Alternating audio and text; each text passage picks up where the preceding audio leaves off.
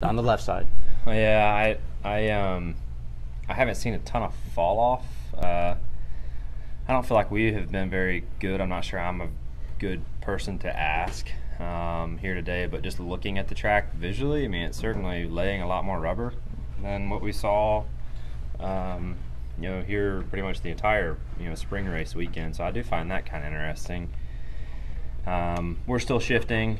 Sounds like they've made a couple attempts to eliminate that, but I just, that they're moving the RPM range around with the drop gear, but I think the reason we shift is because there's such little RPM difference from gear to gear, just because you have too many gears, right? And so I think the math of 5 was poorly done from that standpoint if you didn't want to be shifting. So I just don't think you moving that RPM range around is going to eliminate you shifting, because the delta of RPM, at some of these racetracks, such as Martinsville, is pretty large from how slow you are in the corners to getting down the straightaway. That tire's supposed to wear more and put more rubber down. So did you see a difference with that? Could you see a difference in the gear change? The rubber laid down. There's no doubt about that. We were laughing before we started this that there's rubber in the garage. So laying down rubber is not our issue. Wearing, not quite there. Fall off is not quite there.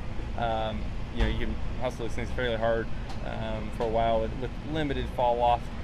But there's rubber across the whole racetrack, so we're gonna be rubbered in. We're not worried about that part of it. Even if it's cooler, I think it's still gonna rubber up. So hey, we'll see. The gear change, minor, probably not a big enough step. We're still shifting.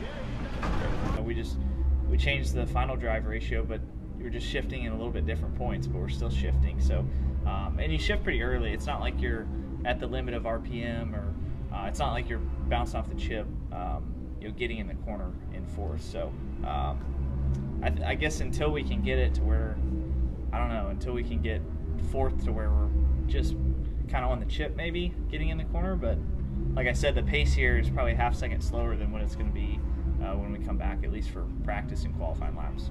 Just because of the temperature. Yeah, the temperature is just taking that much speed out of the track, so that's definitely interesting. I mean, if we were to race here in August, it would be a totally different race. So I think this place is very temperature sensitive, especially with concrete, and just looking at the amount of rubber it lays, it's very temperature sensitive.